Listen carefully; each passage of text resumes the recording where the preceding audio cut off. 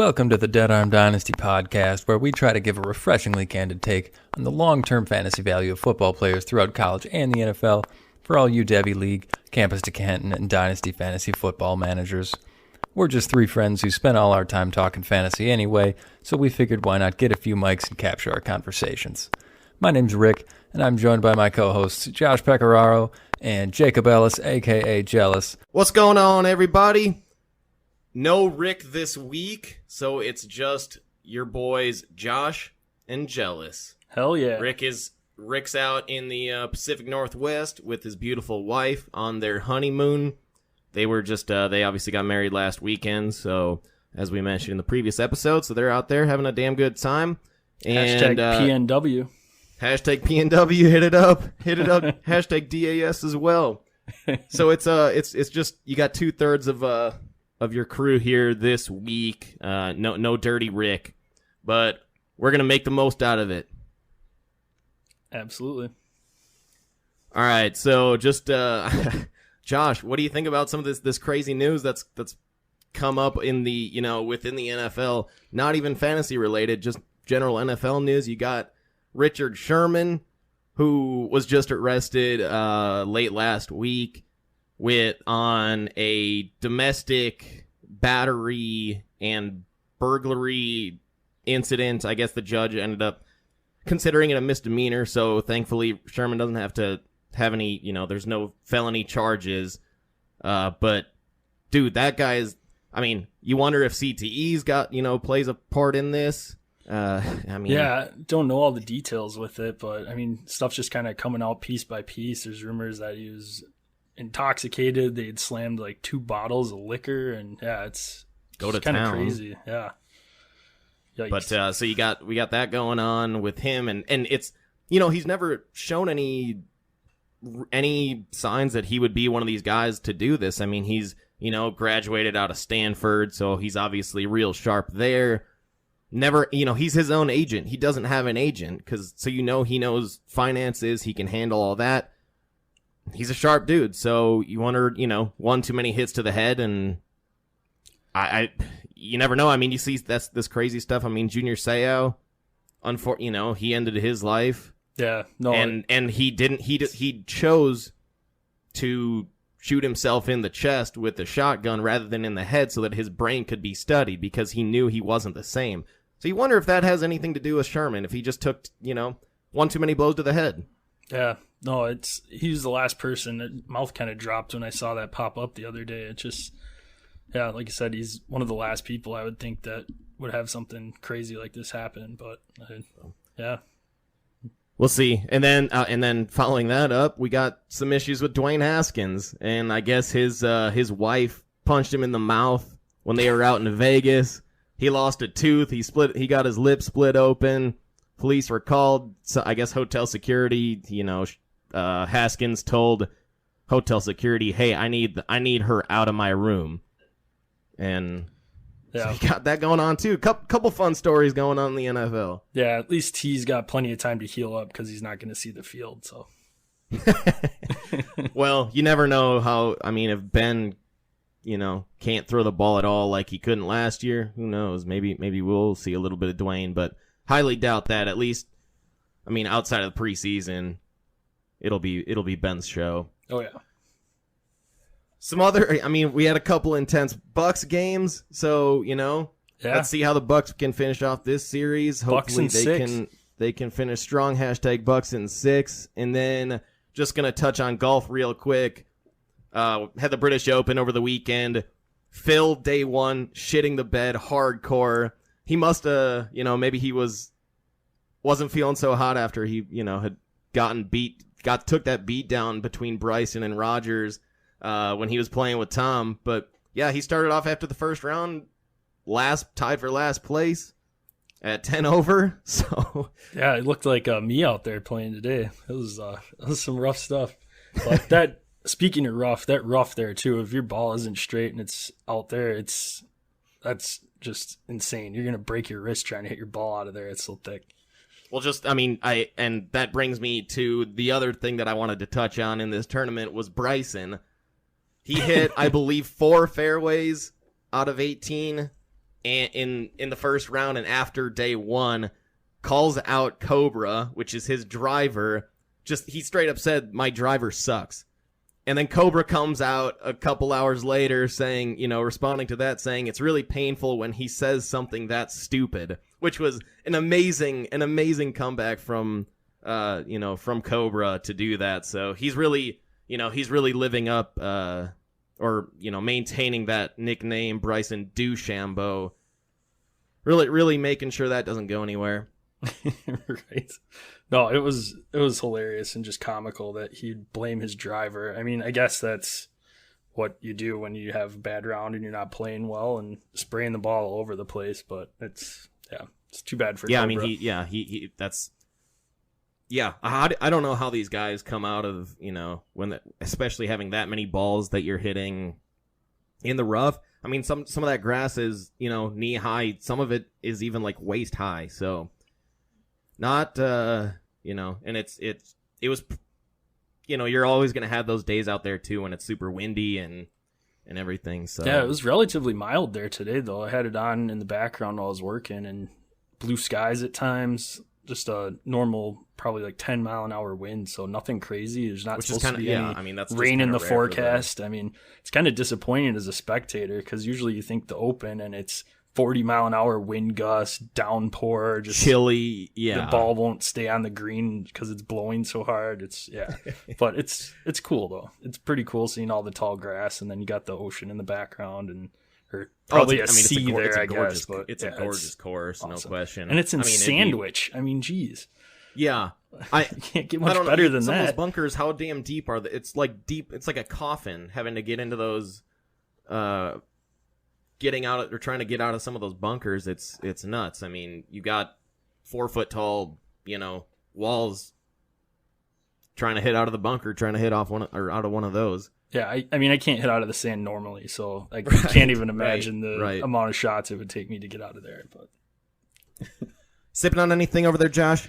I am so excited that you asked me. So I have a little bit of a story time here. So I went over to my younger brother's house earlier this week. He's going to be having a baby here at the end of August, and he asked if I would help move a dresser in from the car because his wife obviously can't lift anything heavy right now. So get over there and move the dresser in. It was in this just ginormous box, and of course you get down the hallway with it in the box, and then all of a sudden you realize, oh, it's not going to make the corner there, so then you got to take it back out to the living room, unpack it. Then we finally got the dresser in, and as a thank you, he gave me a 4-pack of beer, and it is in my top 5 beers I have ever had. It is absolutely delicious. It's I believe it's pronounced Goza. It's a German sour wheat beer, so it's it's sour, but it is aged in a tequila barrel. Oh, so it tastes kind of like a margarita, but a sour beer. So it is just that actually unbelievable. Sounds like it would be a really good combo. It's the sour with it tastes like a margarita in a beer form, and it's an 8% too. So it'll knock your pee-pee in the dirt, as my dad says. So good old Mick. Oh yeah. How about you? You drinking? Well, that's a solid little thank you gift. Oh yeah, that sounds really good. I mean, I've never heard of it, but it's like that sounds really good, especially in the summer. Probably super refreshing too, I'd imagine. I mean, I'm generally not much of a sour fan. I can maybe have one, and I'm done for a while. But that sounds really good because I've had whiskey, plenty of beers that have been aged in whiskey barrels. Yep. Never heard of tequila. Yeah, and it's one of those, it's Brewers Select, so it is, I think, harder to find. So it's really good, and I'm going to be extremely disappointed because I'm sure I'm going to have a hard time finding it anywhere because it's a limited release. So, but I'll enjoy the couple cans I have left. Might have to hit him up and see where he got it and just buy out the store. It's at, I think, one of the liquor stores where he lives at, but it's Central Waters Brewing Company is the brewing company. So okay, right on. How about you? Right now, I got myself. I moved on to got back on that beer train. Finally done with those shitty Trulies, the raspberry iced tea Trulies, and I am rocking some. I've plugged them before. Deep Ellum Brewing. Oh, I got a variety pack. So send those up my way. Starting off with the Cerveza, their Nito Bandito, and it's for a Cerveza 7% ABV, which is intense for a Cerveza, but it's damn good. Pretty much all their beer is good, and then given that it's a variety pack, I already got one on deck. Their Easy Peasy IPA. They make 2 different IPAs. They have their regular Deep Ellum IPA is 7%. This one is a little lighter, not quite as hoppy, and I believe it's 5.2%. Nice. So good summertime easy sipper, beer. nice session IPA. Nice. What are the other 2 that are in the variety pack? You got Blonde, I'm the assuming? Deep Ellum IPA, and then of course the Hall of Famer Dallas Blonde. Gosh. Oh. Yeah. So gonna be a good show. Gonna be a great show. We're absolutely already having a good time. So let's we're gonna do something a little bit different this week. It's a little bit slower of a time in terms of NFL news. And as we get closer to the season, we'll be doing things like giving out our own positional rankings, diving into each team by division. We'll get there as we get a little bit closer, once training camp gets going and just as we get closer to the regular season. But we wanted to make sure we fielded some questions from our listeners. So shout out to all the listeners that did submit some questions this week for us. We're doing a little mailbag segment. Absolutely. And I know last week we had briefly mentioned that we were going to be going head-to-head in a mock draft, but we just decided that we had just done the Dynasty draft for our dream teams last week, and we're going to do something a little bit different once we dive into the divisions. So we're going to just do Q&A this week, like DJ Jelly Gel had mentioned, as kind of a thank you to our loyal listeners so far to answer some questions that they've sent in. Really appreciate you sending in those questions. We'll have mailbag episodes every once in a while, so keep sending in questions on our socials, on Twitter, Instagram, message us, Facebook, whatever you want to do. So we're more than happy to answer questions. That's at Dead Arm Sports. Just had to Absolutely. make sure that's out there one more time. What is it? All right, so let's go ahead, Josh. Oh, no, what was the handle? At Dead Arm Sports. Pretty simple. Awesome. I'm going to have to go subscribe. You probably should, and tell your friends and family to do so as well. I'm sure they're all on socials as well. So yeah, Instagram, Twitter, at Dead Arm Sports. Use that hashtag DAS. All right, let's dive in, man. Time to talk some fantasy. All right. So what do we got? We got quite a few questions that we're gonna get to, but the one that I wanted to touch on first, start off nice and hot. In Dynasty formats, rank these 4 top running backs: Jonathan Taylor, Cam Akers, Joe Mixon, Najee Harris. What are you thinking here, Josh? Oh man, it's tough. There's a lot of solid running backs in there, especially for the first year of a dynasty. I mean, Joe Mixon's going to be an absolute workhorse, but I think long-term dynasty-wise, my order that I put them in is Jonathan Taylor, Cam Akers, Najee Harris, and then Joe Mixon. Joe Mixon's just had a lot of injuries last year he's coming off of, and you don't know what it's going to look like long-term. I really like the Bengals offense. I think it's a very up-and-coming offense, but I just like Jonathan Taylor. I mean, he came on strong as a rookie last year. It was just amazing over that second half of the season. You got Cam Akers now stepping into a full-time role to start off the season. You got Matt Stafford back there throwing him passes out of the backfield. And then with Najee too. Najee's a little bit more of a question mark with Pittsburgh. You got Big Ben, who's going to be probably playing his last season.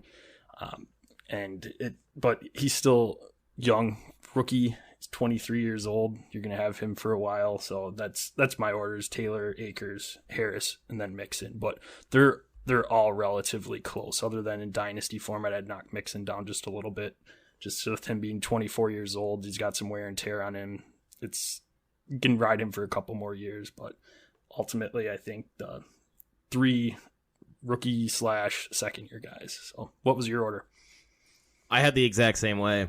Well, nice. I went, yeah. Usually we're fighting to start off the show. Little opposite. Yeah, no, this one was, for me, I mean, Jonathan Taylor was the easy number one for me. He showed what he can be, what he will be, hopefully, for the next decade for, an Indy or given a running back shelf life, maybe the next 6-7 years, but possibly the next decade. He was the easy number one for me. I think he's in that tier one, with the guy, Christian McCaffrey's, your Saquons, those really high-end backs. I mean, he's a top 5 back in either format, either redraft or dynasty. So he was the easy number one for me, behind one of the best offensive lines in the league, best guard in the league in Quentin Nelson. He's got a much improved quarterback situation.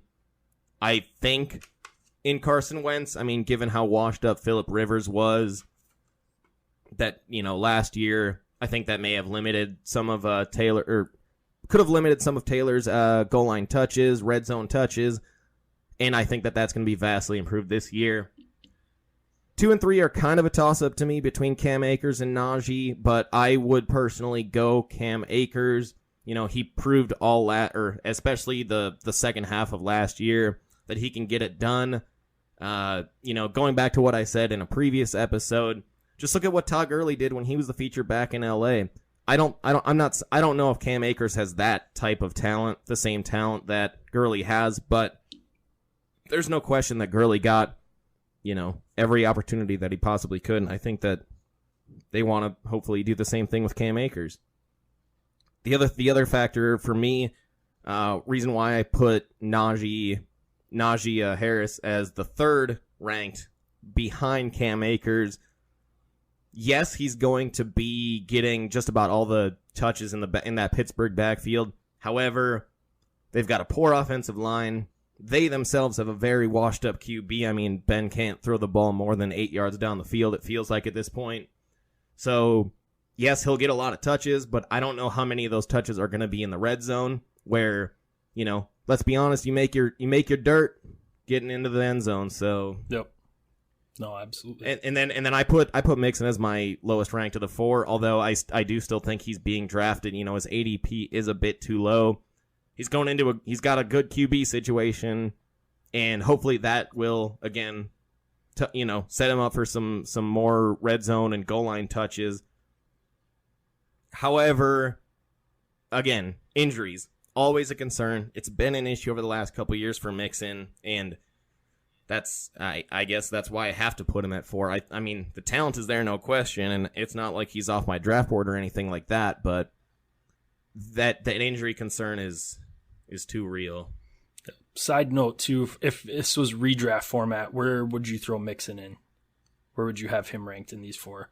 I would probably keep it the same. I would maybe throw Mixon at 3. Okay. That's what I was thinking. Either ahead of Najee, but again, I don't know how you can trust him with that injury situation. The talent is obviously there, and when he's on the field, he's going to get you, he'll put up good numbers, but it's just a question of, is he going to be on the field, Yeah, no, absolutely, because he's one that, I mean, there's nobody behind him. You got Samaje Perine and Chris Evans, unproven rookie out of Michigan, so it's his backfield, and there's nobody else in it, but can he stay healthy? If he does, he's going to be a great asset to have on your team, but it's total injury question there. So, all right, I believe that question came in from listener Alex. Next one comes in from Tyler. He wrote in, what should people do with Aaron Rodgers? What do you think, Joe? I mean, I think he's going to play in Green Bay. So I'm not saying he's going to be an MVP again. I don't think that it's realistic to, ask him to do that again. But I think that he still needs to be drafted as a top 10 QB in redraft, probably closer to that, maybe that like 6 or 7 behind Mahomes, Josh Allen, Kyler Murray, Dak, Lamar. Maybe that's, after those top 5 guys go. I think you have to take Aaron Rodgers or shortly thereafter if you're you want a high ranking QB. I don't think he's going anywhere. I really don't. We're too late in the offseason for me to believe this. I feel like he's kind of, at least quieted down a little bit of his stance against Green Bay. we'll see. I mean, he's still got Devontae. He's still got Aaron Jones. I think, he's still going to be a super viable QB. And even, let's say he does get traded to Denver, which seems to be the top team that is considering bringing him in. He's still going to have a sweet set of weapons over there with Judy, KJ Hamler, obviously Dead Arm Sports, ambassador Cortland Sutton. and then Javonte Williams, Melvin Gordon. So he's going to put up numbers no matter where he plays. I would probably take him at like 6 or 7 in terms of your QB rankings. Yeah, I think ultimately he comes back to Green Bay too. It just doesn't make sense for him to go anywhere else right now, especially with this contract situation and everything. Green Bay is going to be taking a huge hit if they trade him. He might end up holding out for a little bit and scare some people, but I think ultimately he comes back to Green Bay. And like you touched on, even if he does get traded, whatever team he goes to, he's going to make them better instantly just by coming in there. Yeah. I mean, Hall of Fame quarterback with Dynasty formats with him. I would just hold him right now. Nobody's going to be trading for him, and it's going to be kind of a buy low situation, so you're not going to get back what you probably could. I think with him, if he does come back to Green Bay, maybe if you're looking and not in contention this year, he might be somebody that you trade away to a contending team for some picks next year, maybe an up-and-coming player, somebody you could start to maybe unload just with his situation. If he's not happy right now, then we'll see what happens the next offseason. And then in redraft, I would just maybe knock him down around to where you might normally draft him just to be on the safe side with that if he does hold out or has some rust or anything like that. But I think ultimately, yeah, he's still on my draft board that I would take a shot on later on. I know you listed off some quarterbacks there. I'm going to kind of throw another question at you here, Jell. Where would you rank him versus Tom Brady? Oh God, I mean, it's no question, it's Aaron. You think so? Yeah. Tom's coming off Big 40 time. touchdowns last year. It's a tough call. Okay, Rodgers threw for 48. Either way, yeah. So I mean, and obviously that's a question for redraft. I guess I just wanted to touch on one just other strictly thing redraft. one other thing in Dynasty to consider. He's 37 now. I think that used to be more of a daunting number than it is now. I mean, we obviously all see what Brady's doing, and he's 43, 44. Russell, he's saying he already wants to play into his 40s. Rodgers is saying he wants to play into his 40s. I don't think he's going to have the same drop-off that Breeze did, because Breeze never had a great arm, not in terms of strength, and Rodgers has one of the strongest, easiest throwing motions in the league. So he's got probably at least 3 to 5 years of sweet production. I would still just something to consider. I think this probably is his last year in Green Bay, so maybe think about Jordan Love, what you can do with him. But I would not be too worried about Aaron Rodgers right now. All right, so yeah, I think we got that one wrapped up. What do you got next, Joe? Question 3 is going to be, which second-year QB has the best supporting cast? I'm just going to go off the first-round QBs. Those are the only guys that are relevant, and that's going to be Joe Burrow, Tua Tagovailoa, and Justin Herbert. So I guess what would you say? Who has the best supporting cast between those top 3 guys? Man, it's tough between. I've got Justin Herbert and Joe Burrow both in there. Joe Burrow's got a lot more unproven guys. He's got Mixon in the backfield, who's great at pass catching. Got Justin Herbert, who's also got Austin Eckler in the backfield, who's great with pass catching. Both have solid receivers. Cincinnati's got a little bit more unproven. You got Tyler Boyd, who's a veteran, but hasn't really taken that huge step forward that you'd like to see. But you got T. Higgins there, who looked awesome last year as a rookie, and then you got Jamar Chase coming in. And then, of course, you got Keenan Allen and Mike Williams in at the Chargers. So I would say those 2 quarterbacks, I'd probably give the nod to Herbert just because of the season he had last year. I do expect Joe Burrow to have a monster season, show even more improvement this year. The other one that's kind of a wild card for me, I'm not high on their offense at all, but I am intrigued by Jalen Hurts just to kind of see what he does in Philly as far as for fantasy purposes, his rushing ability. If he can get a lot of rushing yards, a lot of rushing touchdowns, that's going to boost him up into the top 12 quarterbacks. And then Tua, I'm out on Tua right now until he's proven something. I'm not that great with his supporting cast. He probably has the best wide receiver group, but I don't know. It just didn't like what I saw last year from him. I need to see more. I would still say that even throwing Jalen Hurts in there, I would say Hurts in terms of his supporting cast does have the weakest. Yeah, even lower than Miami. I mean, there's they did get Rager last year, and God damn it, they drafted another receiver this year in the first, so they're working on it. Devonta Smith, but yeah, Devonta Smith, so. The Heisman Trophy winner. I should have fucking brain fart. Who do you got? I would actually, a slight disagreement here. I think that the Bengals it's almost like shocking that I think that the Bengals have the strongest supporting cast. It's weird to say that just because it's the Bengals and Herbert does, the Chargers do have a strong cast, but Keenan Allen's getting older. You never know what you're going to get from Mike Williams on a season-to-season, week-to-week basis. I mean, he obviously has shown so many flashes that he's solid, but he struggles to stay on the field. There's such a strong lack of consistency from him. They lost Hunter Henry. He went to New England, so that's just one less target. And they do have Eckler coming back, but he just missed all last season.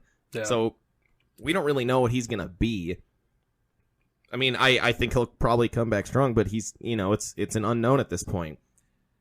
If you look at the Bengals, and especially for Dynasty, Joe Burrow has T. Higgins. He has Jamar Chase, his college teammate.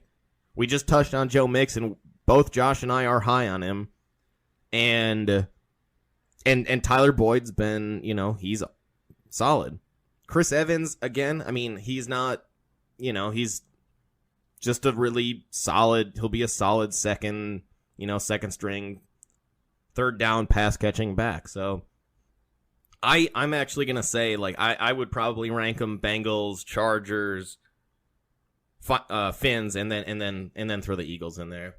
All right. Yeah, and for me, the Bengals and Chargers is kind of a 1A, 1B thing, so I thought that they're both pretty similar. So, all right. Well, what the Chargers do have is a vastly improved offensive line, so I think that's going to, in comparison to last year, so I think that is going to work in Herbert's favor.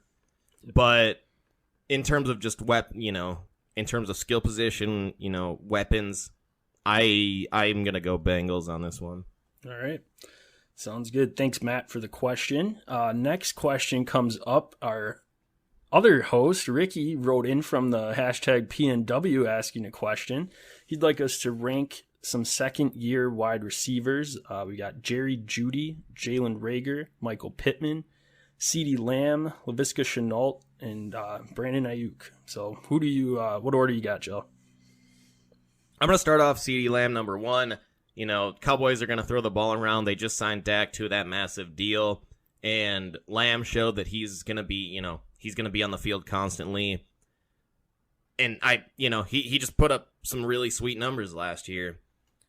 Second, I'd actually go Brandon Ayuk. I think Kyle Shanahan is extremely creative, and I think that Trey Lance is going to actually help in, with Ayuk's production. They're going to be able, they used him all over the field last year and the year before, last year and especially later in the year. And now with Trey Lance, you're just going to have a more dynamic QB for him to be able to get the ball from, whether that's on over the middle routes, West Coast offense kind of thing, or whether that's even in the backfield or going deep. So I put Ayuk number 2. Number 3, I go Jerry Jeudy. I thought Jeudy was the most talented receiver coming out of the draft last year. He ended up being the second receiver taken after Henry Ruggs. That's only because the Raiders are run by idiots. So, how do you really feel? Yeah, seriously. No, I go Jerry Jeudy. He's a incredible route runner. The only potential issue I have with this is he's going to have either Drew Lock or Teddy Bridgewater throwing in the ball. As we've talked about previously, Bridgewater has been able to, carry three, I believe it was 3 wide receivers that all had 1,000-yard years. Yep. So it's Samuel, DJ Moore, Robbie Anderson. Yep. So that's the potential issue with Jeudy is just his QB situation, but I believe in him as a player enough to rank him ahead of who I'm ranking 4th is Michael Pittman. I think that Carson Wentz coming in is just going to help, and Pittman did start off pretty cold last year, but the second half, especially the last 4 to 6 weeks last year, he did really come around.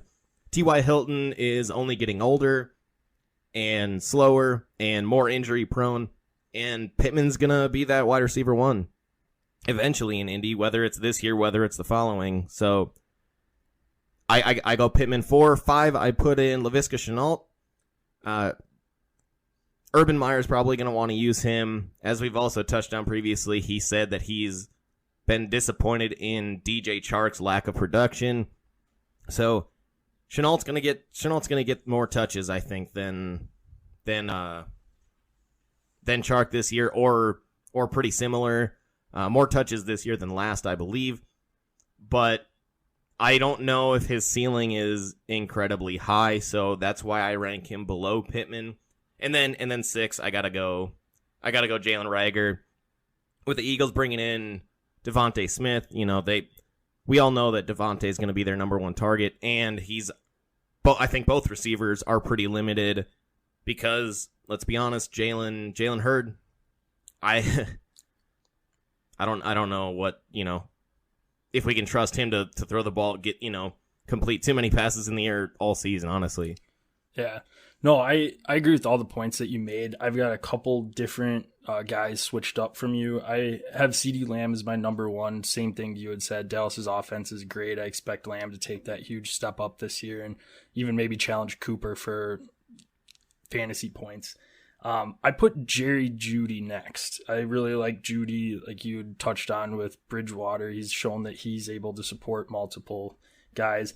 I really do like Brandon Ayuk. The only reason I put him below Jerry Jeudy is with Deebo Samuel there, who's a very similar player. I didn't see enough of both of them on the field at the same time together to see how Ayuk really fits into that offense. It seemed like every time Ayuk had his big game, Deebo was hurt, and he was doing a lot of the stuff that Deebo usually does in the game. So I'm very curious to see how when they're both on the field, what that offense looks like. So that's the only reason I put Jeudy in front of him. And then I actually had Laviska Shenault in front of Michael Pittman. We both agree Reagor is at the bottom of this one. But I had Laviska. He's had a great camp so far. His rapport with Trevor Lawrence is looking really good. And I don't know how I feel about Carson Wentz. So I think I like the kind of gadget player that Laviska Shenault brings to the Jaguars. Wentz is going to be he's the wild card in all of this, no question. Yeah, absolutely. And then with Reagor, one that you had touched on too, that is a second-year wide receiver. Where would you slot Ruggs? Would he fall behind Reagor, in front of Reagor? What do you think about? He's at the bottom of this list for me. Okay, yep. Sounds good. Yeah, that's probably where I would have him too right now. But I would say he does have a lot of upside because he didn't show hardly anything last year for fantasy, and I mean, you can't get much worse than what the season was he had last year. So we'll see. I mean, I would say that there's room for improvement, but that doesn't mean that I think his ceiling is incredibly high. I don't know. I'm not in on Ruggs. Just long story short. Yep.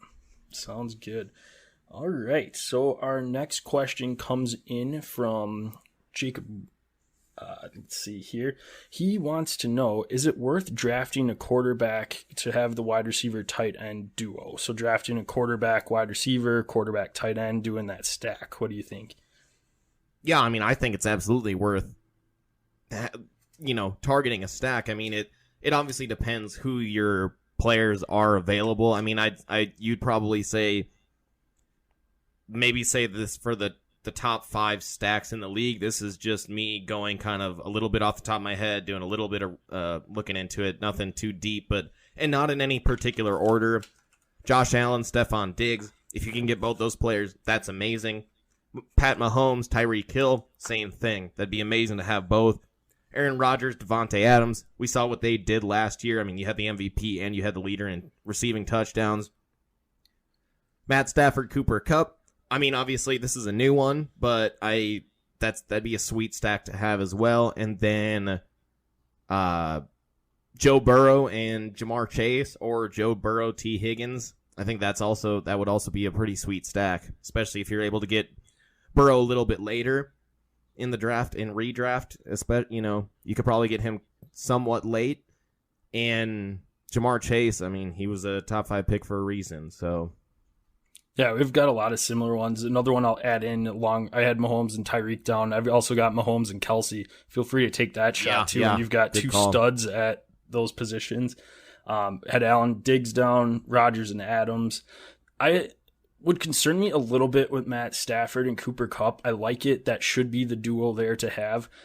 Stafford, he struggles sometimes to stay healthy on the field. And then where does Robert Woods fit into play there? There's a lot of mouths to feed in LA. So it very well could be the stack to have. Cooper Kupp is the more versatile, better wide receiver there to have, in my opinion. We talked about that in previous episodes, but just a lot of mouths to feed there where it's not, well, I guess we don't know if he's going to be forcing the ball anywhere or spreading it around. But then the other one I put down too is like a Herbert. Keenan Allen is kind of a sleeper one too. Yeah. So that wouldn't be a bad one to have with Herbert's year last year. And Keenan Allen's just a PPR monster too. So I'd say one more stack to consider, and this is solely for Dynasty because we don't know what this Niners QB situation is going to be like, especially starting the year.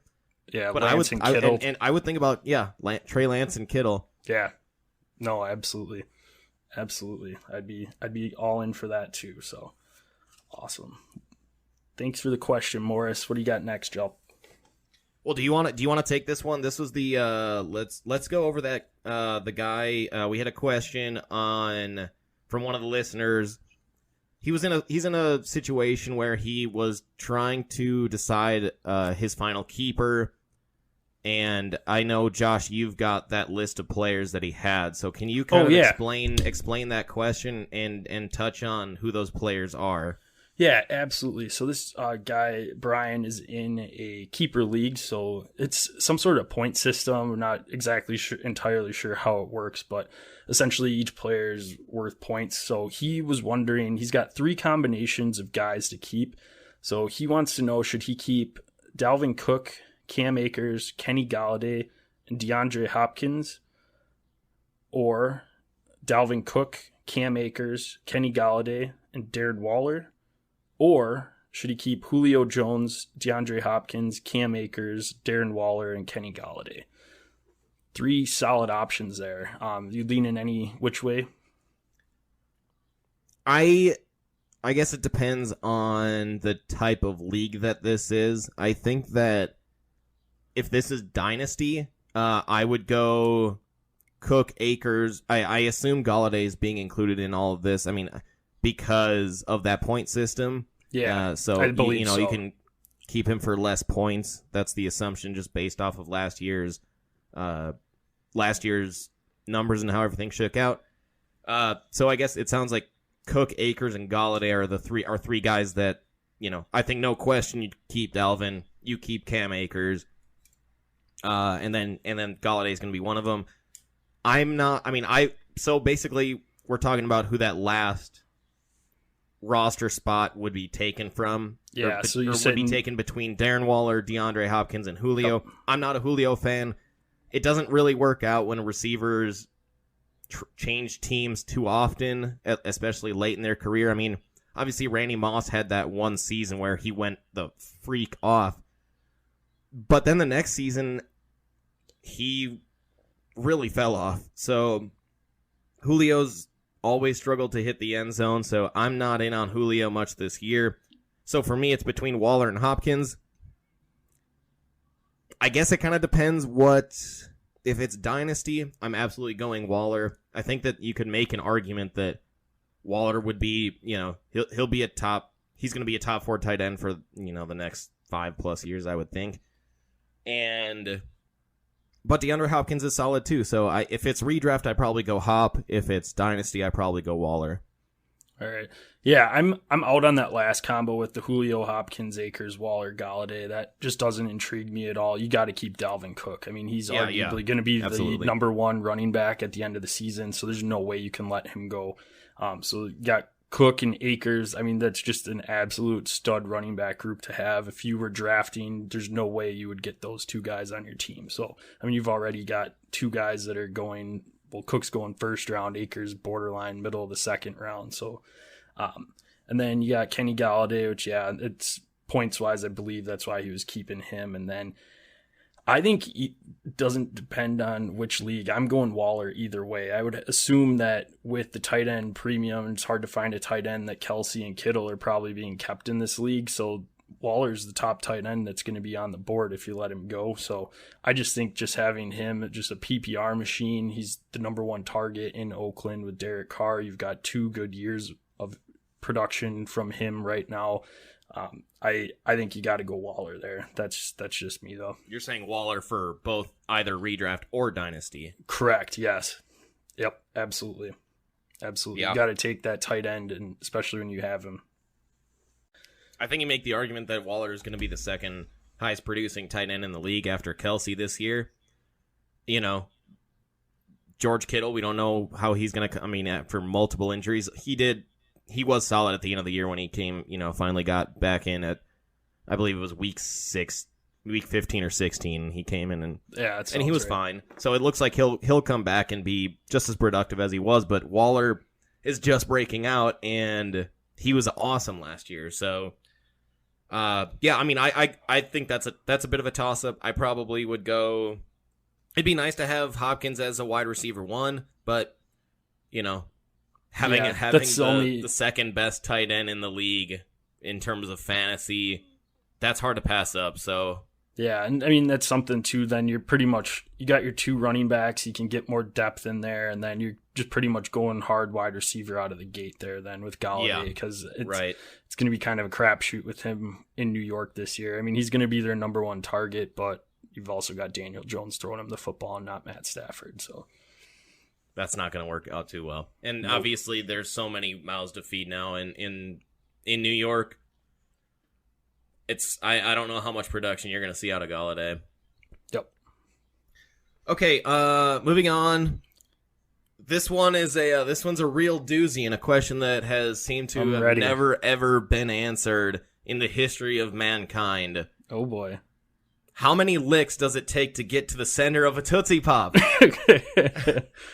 Oh, man. I mean, based on all the commercials I'd see as a kid, it was always 3. But, I mean, thinking about that, I don't know how everybody else eats a sucker, but usually when I put the sucker in my mouth, it's just in there till it's done. You don't lick a Tootsie Pop. No, I mean, I'm not sitting there going, running it along my tongue. I mean, it's staying in my mouth, so technically the sucker never leaves my tongue. So I'm going to say 1 lick. That's how many licks it takes to get to the center of the Tootsie Pop. One lick and suck? Yeah, 1 lick and suck.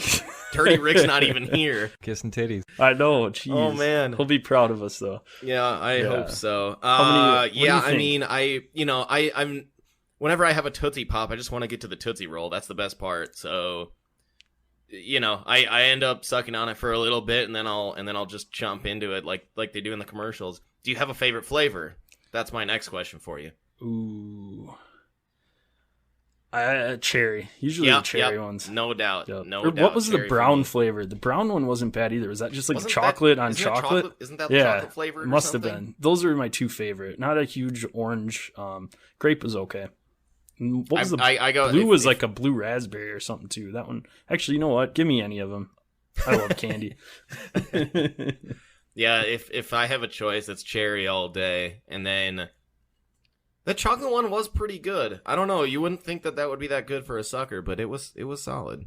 Mm-hmm. It just, there wasn't much discrepancy once you got to the Tootsie Roll, though, other than it was chewy because it was the same flavor. Right, but that's all right. Yep. Sugar. As a kid, you don't care. Sugar indeed. Sugar, I hardly know her. Josh, you want to take this next one? Yeah, absolutely. So we have another question here. They didn't specify rookie or dynasty, so we'll just answer it for both. We like doing that here to help out our listeners. Which rookie quarterback has the best supporting cast?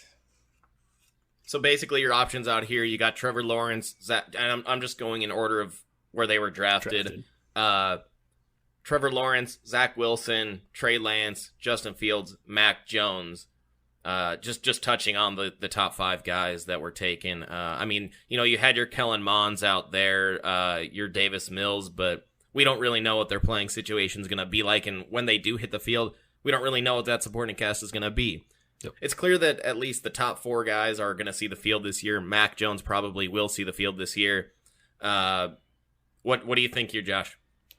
Guy that I kept coming back to is Trey Lance. I mean, San Francisco, you've got a great defense there. It's going to always keep you in the game. You got great running back group. Granted, they've had trouble staying healthy over the last couple of years. However, it didn't really matter who was back there. They're all being really productive, so you have that to take some pressure off you. And then you've got George Kittle, just a stud tight end when he's on the field that is one of the best tight ends in the league. And then you got Deebo Samuel and Brandon Ayuk, 2 guys that are extremely versatile and can get the ball. They're great in open field, great route runners. They can run jet sweeps. I mean, you got a ton of options there, and I think he's going to fit really good into that offense. The other quarterbacks, they've got some holes. Justin Fields, I mean, even if the Bears offense can take a step, you got David Montgomery back there, who's a great running back. You got a top 12 wide receiver in Allen Robinson. Got Darnell Mooney there, Cole Kmet. Mac Jones is going to struggle, I think. I mean, I don't like that offense at all. The wide receivers are questionable at best. You got 2 tight ends there, which will help him out quite a bit. And then running back, I mean, Damian Harris is a stud and will catch some balls out of the backfield for you too. But I wouldn't use the word stud for Damian Harris. I would say starter. I think he's going to be good, but just me. Difference of opinion there. Yes, absolutely. But Zach Wilson, I mean, who's going to be their running back? I mean, Michael Carter should probably have it at the end of the season, but we'll see how he translates into the NFL. Yeah, I don't know. He doesn't have the greatest supporting cast there. You got drawing a blank on the wide receiver that they just drafted. Elijah Moore. Beer's kicking in. Elijah Moore. So I really like Elijah Moore. I think that they're 8% have, sour. That's I'm like halfway through. So I'm actually gonna have to crack open my Nito Bandito. I just finished that off. I gotta crack open my Easy Peasy. Oh yeah. No, I apologize in advance for the questions we haven't gotten to yet because I'm starting to get buzzed already from this one. So, but no, he's got some good cast there. Trevor Lawrence. I mean it's the Jaguars though, but I mean he's got good wide receivers too. I think it's just not as strong as San Francisco. I like San Francisco quite a bit. How would you, I guess, between those 5 guys then, how would you rank them 1 through 5? I would probably go, let's see here. I would go Trey Lance, Justin Fields, Trevor Lawrence, Zach Wilson, Mac Jones. That's exactly my fucking order, dude. Nice. It's because looking at my notes, bro. Nope, I'm in your head. Just like Brooks's and Bryson's, living rent free.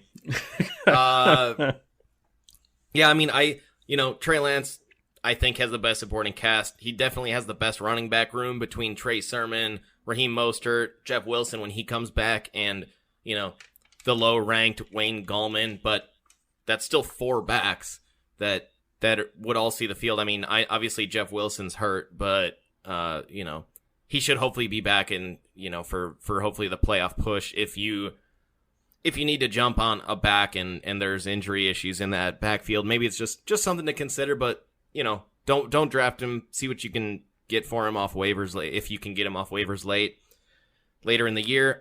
George Kittle, obviously Ayuk and Deebo, who you just touched on. Yeah, I gotta go. Justin Fields is the next best guy. I mean, Allen Robinson, we don't know how long he's gonna be there. Sounds like they aren't gonna come to any sort of contract agreement by when that deadline is, so he'll get franchise tagged. But if Fields shows anything this year and Robinson feels comfortable signing a long-term deal with the Bears, then that's gonna set up Fields for however long that deal is. Hopefully, maybe 3, 4, 5 year deal. So. And then Cole Kmet, he's going to come on this year. We all know that Josh has he's got his love affair with Darnell Mooney. Oh yeah. And David Montgomery, sneaky RB number 4 last year in terms of just overall production. So I go Fields there. Trevor Lawrence, bringing in his college teammate, Travis Etienne, Baby Chark, Chenault, James Robinson. So I strong, just not, I don't know how much stud production you're going to see out of that, that Jags room, but just 4 solid players between those guys. Zach Wilson, Michael Carter, Denzel Mims, Elijah Moore. I think all 3 of them have some talent, but there's no depth. So if one of those guys goes down, that's gonna just kill Zach Wilson. And then Mac Jones. He has no receivers. He's got Aguilar and Kendrick Bourne is your number 2 receiver. That's not good news. I'd imagine they're going to be doing a lot of 2 tight end sets after they brought in Jonnu Smith, Hunter Henry. Not always the greatest thing for fantasy QBs. Just kind of limits your big playability. And then, sweet running back room with Damian Harris, James White, Michelle, and Ricky's boy, Ramondre Stevenson. But I still think that, and I think that's the 5th. I'd rank him last. Moving on to both on the same page there. Yep, same exact 1 through 5. Moving on to the next question here. This one does come in from Josh's younger brother that he was talking about earlier. So, not only did he pay you in beer, but he also paid you with a question. Ooh, I like it. What's he got? In Dynasty formats, rank these following top receivers: A.J. Brown, D.K. Metcalf, Justin Jefferson, Calvin Ridley. Where do you sit on this one? Man, this is also it's four monsters. You're not gonna go wrong taking any of these guys. No, I'd love to have any of these guys on my team. The order I put it in, I love Justin Jefferson. As you guys know from my dream team last year, he went in the first round for me. It's a guy I have to have on my team. So I really like Justin Jefferson. Next up is Calvin Ridley. He's put up some great seasons the last couple of years with Julio there. Julio's not there anymore. Granted, they might be putting more of their better corners on Calvin Ridley now that Julio's gone, but Kyle Pitts is going to help open up that passing game and give Matt Ryan another target, take some heat off of Calvin Ridley. So I really like Calvin Ridley.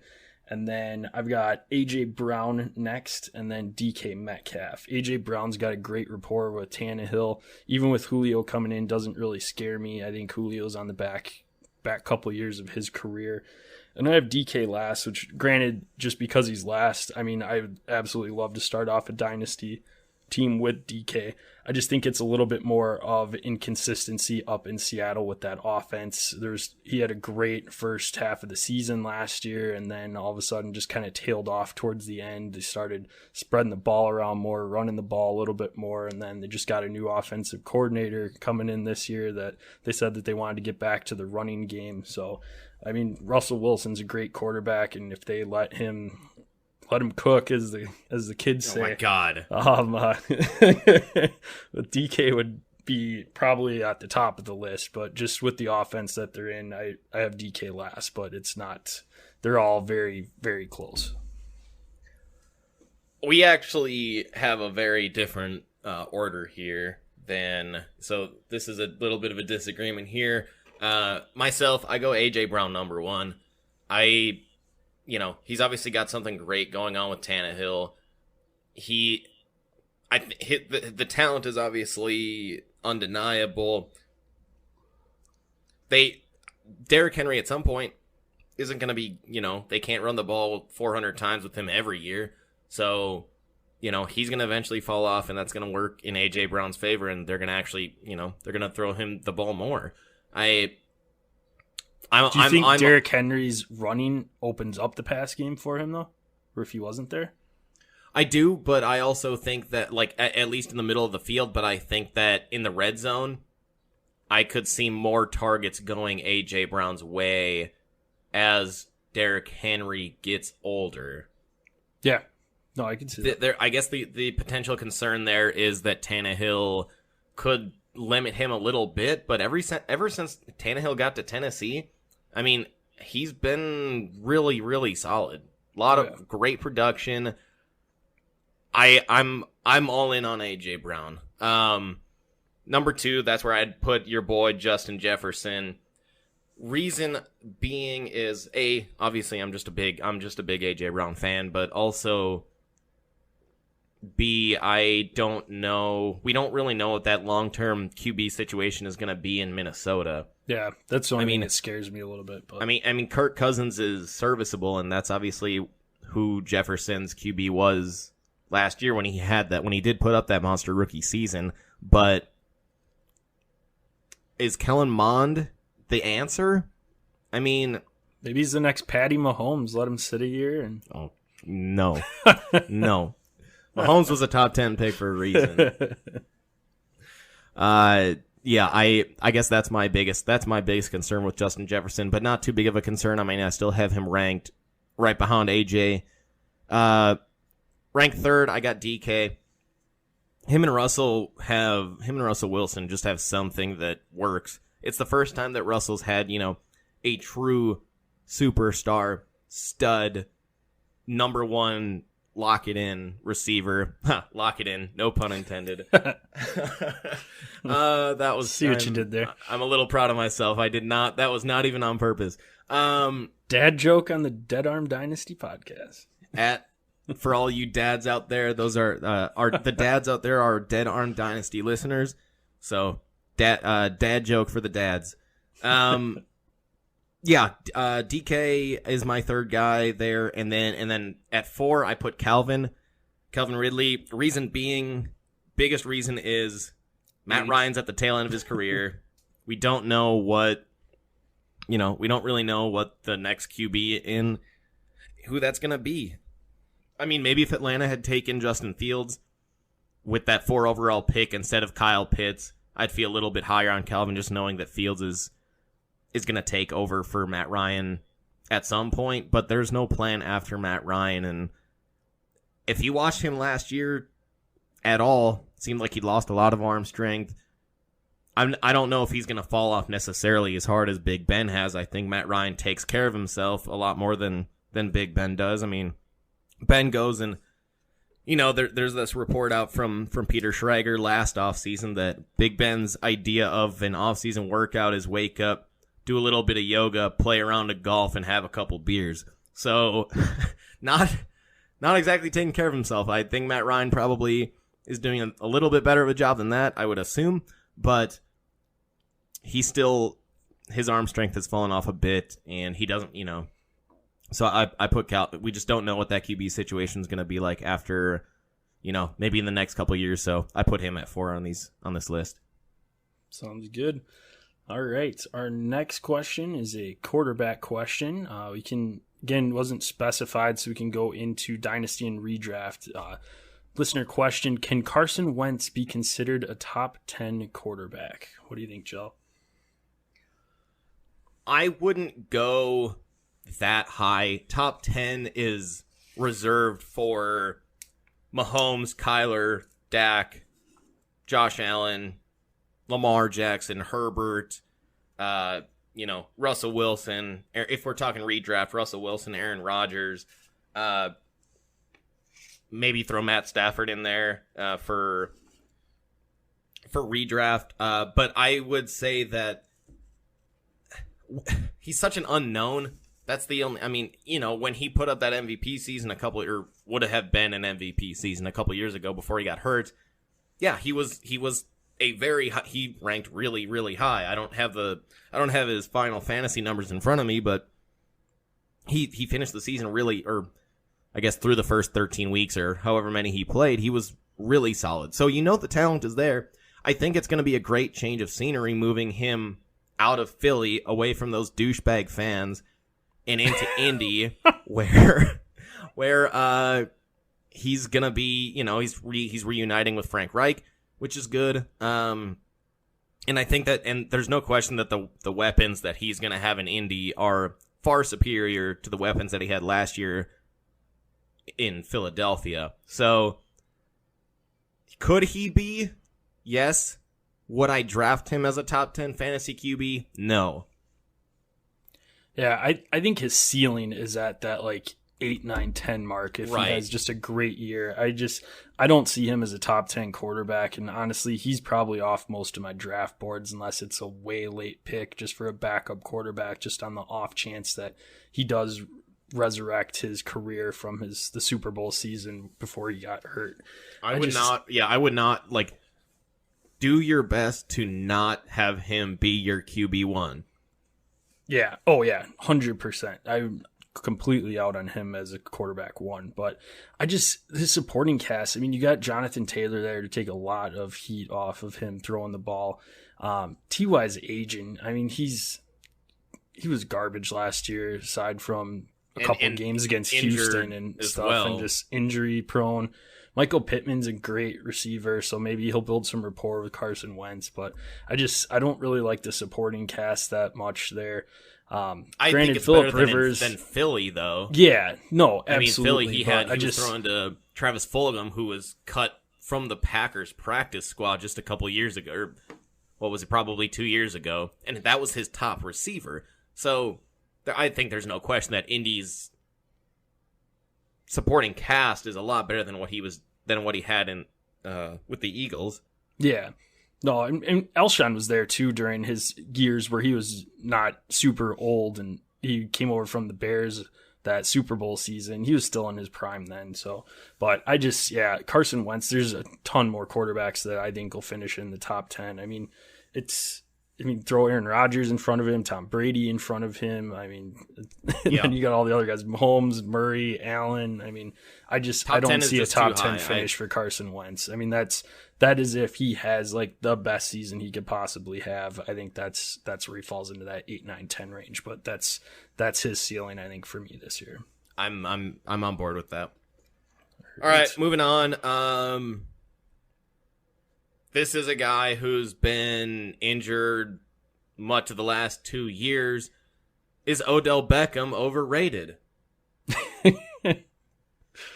Yes.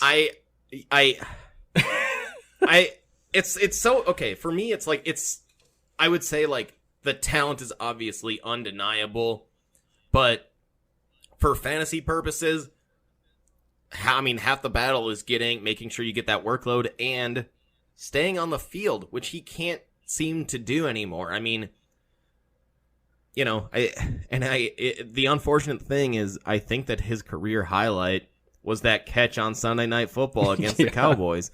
I mean, and that was his breaking out point. That was his breaking out play, and it's gonna be probably the highlight of his career. It sucks, but he can't stay on the field. There's so many mouths to feed in Cleveland between Landry, Austin Hooper, Jesus, who's that other tight end, and Njoku, and then the two backs in Kareem Hunt and Nick Chubb. I'm not a huge believer in Baker being able to be a guy that's going to throw the ball around successfully to all the weapons that they have. I think he likes his guys. They just ever since he came over to Cleveland, he hasn't put up much for numbers. So considering all that, is he overrated? I think that he's definitely falling on draft boards. But he still has the ability to have, an 8-catch, 130-yard, 2-touchdown game, but it just doesn't happen often enough. And so unless you can get him really late, he's mostly off my draft board because I just don't trust him to stay on the field. Yeah, I mean, I think a lot of people just remember his glory days when he was with the Giants. I mean, how can you not? I mean, I played against him so many times that I'd get burned by him. I'm like, man, I wish I had Odell on my team. But it's not like he and Baker are a new tandem this year. This is going to be his third season with Baker, and I just haven't seen that rapport between the two of them. They just, for whatever reason, just haven't clicked. And yeah, Odell will have his games here and there, but you can't predict when they're going to be. And right now his average draft position's in the 6th round. I'm not taking a 6th round pick on Odell Beckham. I mean, there's so many other players that I'd rather have other than Odell in the 6th round. That's insane. I mean, you're No, that's drafting too him high. to be your wide receiver 2 at that point, or maybe 3, which I'd be fine if he was somebody I could plug in here and there, but not to have to put into my lineup every week. You're not going to get production from him like that. So, no, I don't necessarily think he's overrated. I think he's just being remembered for the player he used to be and not the player that he currently is. That I used to know. What? That was on at the wedding. That's good shit. All right, so I think we touched on OBJ here. Okay, let me just wait just real quick before we move on. I'm just looking at his ADP right now. Just a couple guys that right now are being drafted behind Odell. Our boy Cortland Sutton, Claypool, Jamar Chase. I would take all those guys ahead. 100%. Like, no question, ahead of OBJ. Absolutely. I don't even think he should be in the same category as those guys right now. No. Josh, you want to take this next one? Yeah, absolutely. So we have another one that came in from a loyal listener, Jacob. He wants to know, when does it become worth it to draft a rookie? So he didn't specify redraft, dynasty. Do you want to touch on both of those? Let's start. Let's just start redraft. I think that's just, you know, there are going to be two completely different answers, of course. Oh, 100%. I mean, if you're talking redraft, you know, I think you have to look at best player available a lot of the times, and if you can get Najee in the second round, especially if you're talking like a 12 team league, and you can get Najee Harris, I think he's worth a second round pick. Kyle Pitts, he's gonna be worth a pretty high pick. I wouldn't take him ahead of Najee, at least in redraft, but he's gonna be, you know, in redraft he'll probably be drafted as the fourth tight end. I think it just depends on, you know, where everybody falls, but yeah, don't be afraid of taking a rookie in the second round. Yeah, absolutely. This is where it's really important right now with training camps starting up. If you're wanting to dive in, you can start seeing how some of these rookies are looking as far as how they're fitting into their offense. You can get reports out of camp from them as well. I'm right with you there. The first rookie that came to mind is Najee in the second round in a redraft. I mean, I'd love to have him there late second, early third. You got Kyle Pitts coming up in probably third, fourth round, and then even Jamar Chase is going to be in there too. So, don't be scared to draft a rookie. I wouldn't go extremely rookie heavy in a redraft league. Dynasty, yeah, because you want to build for the future, but redraft, don't be afraid to take Najee, especially when you know he's going to be the guy to have there. Another one to watch. I just want to follow up just real quick, Josh. I just want to follow up on something that you just said. I've been screwed in the past by taking, you know, 4 or 5 rookies that I just, you know, in a redraft league. And there's so much unknown with these rookies, especially the first half of the year. A lot of these rookies don't really pop, you know, in the first 8 to 10 weeks. So it can sometimes be boring to take, you know, the you know, 7th-year-old veteran or 7th-year veteran over, you know, a rookie that you just want to root for, you just want to see pop. I've just been burned by that in the past, so go ahead, take a rookie, take a couple rookies if you want. Just don't base the core of your team solely on rookies in a redraft league, because you will be burned. You will start off the season very poor. You have no sure things. So that I just had to make sure I got that out there, because I've been screwed by that too many times. Absolutely, and that's what I mentioned. I love the thought of having all these young guys and you know, the unknown, and it's, you know, obviously rookies are just fun because it's new, it's the new fun toy, but just buyer beware, drafter beware.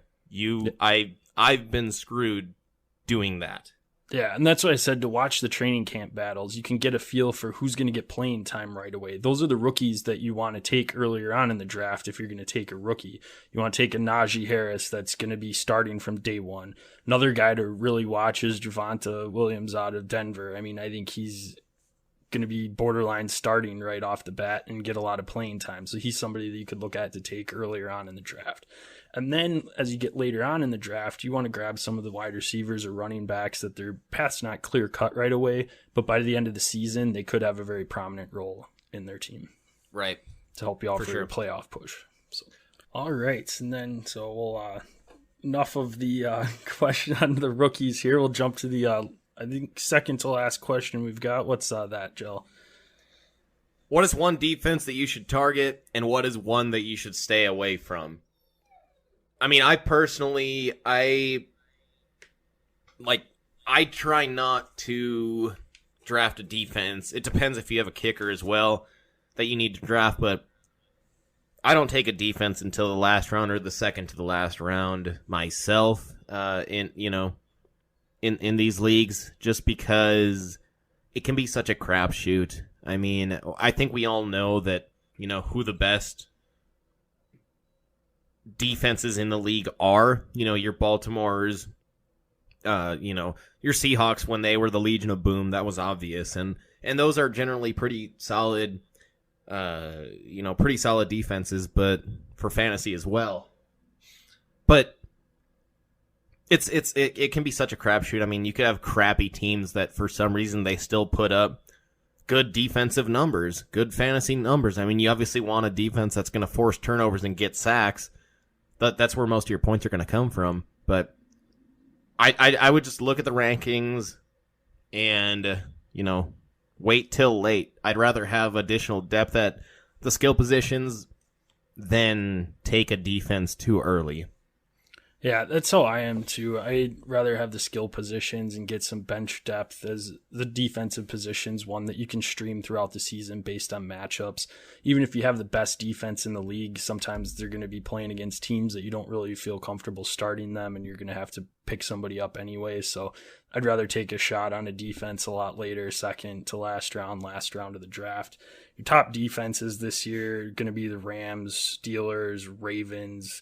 Patriots have a lot of guys coming back this year, so there should be they've got. I think they had a total of 9 guys or 8 or 9 guys. That were out last year. Dante Hightower's coming back. Patrick Chung is coming back. So yep. And then San Francisco. So any of those defenses are going to be your top defenses that you can feel comfortable playing each week. One defense that I would think twice about. I looked ahead. Baltimore is one that you can start off the season with. However, their playoff weeks of weeks 15, 16, 17 are versus Green Bay, Cincinnati, and the Rams. So it could get tough. A little dicey and tough for your championship weeks. One that has fairly nice matchup is we've got San Francisco's versus Atlanta, Tennessee, Houston. Not terrible with Houston there. Washington Redskins have a sneaky good defense. Football team. Washington football team. My bad. That's the beer kicking in. Racist. A little amnesia. But the Washington football team, their playoff matchups are at Philadelphia, at Dallas versus Philadelphia. So if you're not a believer in the Philadelphia Eagles, you get to play them 2 out of 3 playoff weeks. So that might be one to solid. have. And they're actually solid defense. They were sneaky good last year, and I would only expect them to improve this year too. I'm gonna just expand on what you were just talking about. You need to make sure you're looking at your schedule. Packers are somebody that you could, they're a defense that you could get late, and they play in the worst second to worst division in football. They've got guys that can create turnovers. Jair Alexander, that they just took another corner in the second. So they've got guys that can help create turnovers. They've got guys that can rush the passer, and they finish off week 16, 17, 15, 16, 17 against Cleveland, Minnesota, and the Lions. So if you're in a league that plays, if you're in a league that your championship week is going to be week 17, I know a lot of leagues, you stop at week 16 just because there's so many unknowns in terms of but guys got taking that last week extra off. game this year, so 17 is going to be the new 16. So, yeah, that's right. It's an 18-week, 17-game, 18-week schedule. Yep. So, okay, well, then that leaves you with Baltimore, Cleveland, and Minnesota. So, not as favorable, but throughout the season, you know you're going to have 2 games against the Lions, 2 games against the Bears, either Andy Dalton or a rookie QB, and then 2 games against the Vikings, Kirk Cousins. There's potential for turnovers there, and obviously with Jared Goff and the Lions, they are working on improving that offensive line, but there's plenty of opportunities for sacks against them, as there always is, and opportunities for turnovers there. So maybe, consider Packers as at least a regular season defense that you can get late. Right now they're being drafted as the 18th defense special teams. So just something to consider. Yeah, that's a lot of things too that we'll touch on this throughout the season, but that's what you want to do is prepare for your playoffs. So if you have that Pittsburgh defense and you don't like their matchup one of the weeks for the playoffs, scroll through and find a team that has a really juicy matchup. And then in week 11, 12, you're pretty much going to know who you're starting. A lot of your players are off of their bye week, so they're locked into your lineup. You want to go and maybe drop somebody and add that defense that's going to help you for that week. It's okay to carry 2 defenses towards the end of the season if you're going to be playoff bound, and you can kind of stack up there, grab your backup running backs in case your studs go down, just kind of get yourself prepared. Well, and especially in a redraft league, it's not like you're going to need, 4 running backs or 5 wide receivers. I mean, who your top 3 guys are going to be at both positions. That's where you can, sacrifice some backup, bench running back or bench receiver, or, if you have a third tight end, or a third QB or a second QB, depending on, how desperate you are and what point of the season you're in. And, at that point, you can make that sacrifice and drop that guy, pick up a defense that, like you said, has somebody with a sweet matchups to end the season. So, and just a public service announcement for those of you in Dynasty leagues: do not have a defensive position. That is the possibly dumbest thing that you could possibly have, especially in a for Dynasty. Redraft is fine. Switch over to a flex eventually, but do not have defensive or kicker position in a Dynasty format. Makes no sense. Put in an extra flex. It's a lot more fun for everybody. And you get, more extra flex. That gets you that extra, position player, skill position player. That's way better than trying to stream defenses all season. All right. I think we got, one more question? I got one more for you guys. All right. Is mayonnaise an instrument? Did this come in from Patrick Starr? This one came in from good old Patrick Starr. Oh, man.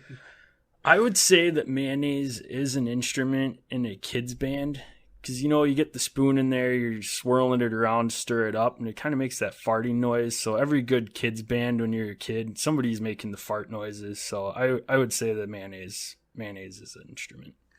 I see what you're saying. I think that mayonnaise can be used as an instrument. I just don't think that it should, and that's only because if you get mayo on your hands, it feels like that smell of mayo just lingers all day long. So even if you clean your hands really well, it's not as bad as garlic or anything, but I just feel like, you get a little bit of mayo on your fingers or something. Which it could happen. I mean, when if you're playing, even if you're using a spoon, you could get some mayo on your hands, and then and then you're gonna be having mayo-y, oily hands for the rest of the day. So, is it an instrument? It can be used as one. Should it be? I don't think so. Better idea with it is get a big old tub of it and pour it into a tuba or trumpet, so that way when the person using the instrument plays it, stuff starts shooting out the end of it. Now that'd be fun. So that's what you should do with the mayonnaise. Don't use with it as one, put it in one. after fireworks were canceled in both Milwaukee and Dallas, you throw it in the end of a tuba and create your own fireworks. All right. So that's pretty much the majority of the mailbag questions that we got from you guys. Again, really appreciate you listeners for chiming in here. That helps us out a lot, and I really hope you guys keep bringing it on. We'll be hitting you guys up for and every week we're gonna be asking, hit us up in the DMs. Shoot us a tweet. Use that hashtag DAS and ideally we get some of these questions and we can do maybe at the end of every episode, we could go over a couple of them, go over 2 questions that came in over the week or go over a question that came in over the week that we thought was particularly interesting. Otherwise, we'll make sure to hit you guys back either over Twitter, in the DMs, on IG. However, we'll just kind of play it by ear, but this is fun, man. This is fun. Yeah. I like having that. I like having the fan interaction. So absolutely, and I thought it was awesome today working with you, Gel. Maybe we just kick Rick off. Yeah, no, I'm pretty sure he might not come back from the hashtag PNW. That's what I'm saying. That's what I'm saying. So we might have to keep this between ourselves and go from there. But this is good stuff, man. This is great. We'll have to do it again, and I guess just something to look forward to for the following weeks. We're gonna be doing some division breakdowns and with a twist. Yeah. We're gonna do some different stuff each week. This isn't your grandpa's divisional breakdown. This ain't your grandpa's root beer. Yeah, we're gonna make sure to twist it or switch it up. We'll do some how would we rank these players XYZ by team, by division. We'll do some other ones. I know Josh, you'd brought up a couple ideas to me and Rick, so we're gonna be doing we'll keep it sexy for you guys and. Absolutely, yeah. Make sure you follow us on socials at Dead Arm Sports and subscribe on your favorite listening stations, Spotify, Apple, Anchor. Looking to get onto iHeart soon. We're gonna work our way on iHeart here. Yep. So something all the way to your hearts. Oh, we're already in their hearts. You know that. Oh yeah. All right, guys. All right, it's been real. I guess till next week, Josh. This is fun and. Thanks again to all the listeners out there. We'll see you next time.